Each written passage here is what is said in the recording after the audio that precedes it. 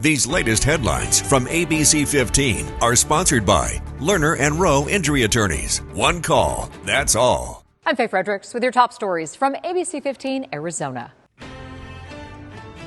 A Cortez high school teacher arrested accused of a series of child sex crimes.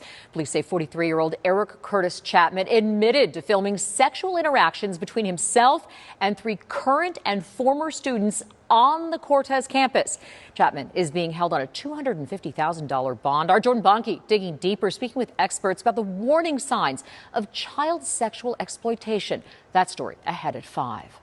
To the Middle East now. U.S. military striking an oil port in western Yemen Thursday, killing at least 38, wounding more than 100. It's the latest move by the U.S. against Iranian-backed Houthis to keep them from smuggling weapons and interfering with the major commercial shipping corridor in the region.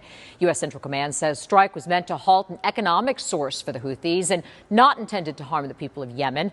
Houthi officials have warned the U.S. will be, in their words, held responsible for the repercussions of its escalation. Faith, thanks. This latest major mass shooting has many again calling for more gun control legislation. President Trump holding firm in his support of the Second Amendment.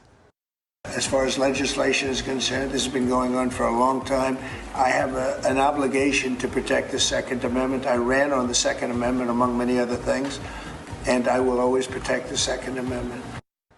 Much more from Florida ahead at 5 and on World News Tonight at 5:30. To an international controversy playing out across the nation, including here in Arizona.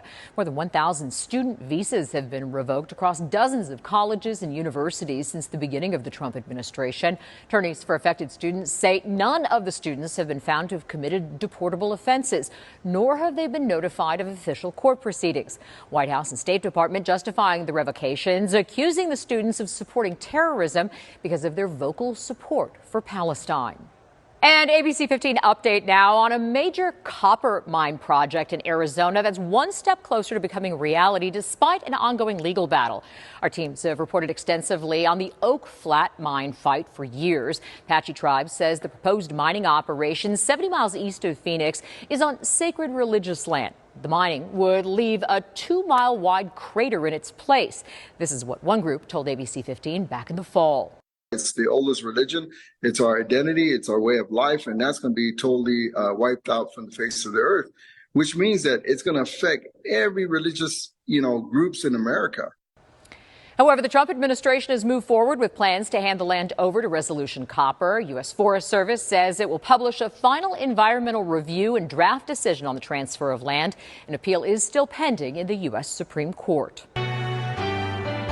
Advancing Arizona, international tech hubs moving forward in our state. TSMC announcing it's finished work on its second Valley chip factory ahead of schedule. It's part of the company's growing North Phoenix campus near I-17 and the 303. No word just yet on when production could begin at that second facility, but the project was originally supposed to reach that phase by 2028. Jane, thanks. Right now, Scripps News Group is getting a look at what it takes to make sure enough Peeps get to store shelves around the nation. More than 5.5 million are made every single day. And whether you're pro-Peep or anti-Peep, the marshmallow treat has become a staple of the spring holiday. We think that Peeps have become such a cultural icon because they have been passed down through generations. Families that have put them in Easter baskets or received them in their Easter baskets are then passing them down to their children and family and friends. We want to know, what do you think is the most overrated Easter candy? Share your thoughts in our online poll. Just scan that QR code or head to abc15.com/poll to weigh in. Still seeing a little bit of some active weather as we start off the day on Saturday. After that, for Sunday, we are drying things out. So that system is going to go off to the east. And we kind of just sit with a few fair weather clouds coming our way, a dry westerly flow that develops, and that warmer air moving in. So as we head into tomorrow, again, starting off with partly cloudy skies, then sunshine in the afternoon. But temperatures around the valley don't warm up too much. We'll stay below that daily average of 86 as we range between about 72 to 78 across the valley. Around the state, we'll see 78 for Bullhead City tomorrow, 80 for Quartzside, 60 for Prescott, a high of 48 in Flagstaff, 59 in Payson, and 46 in Show Low. The extended forecast, we will see those temperatures climbing to 86 on your Easter Sunday. We bring back that sunshine and we warm up from there.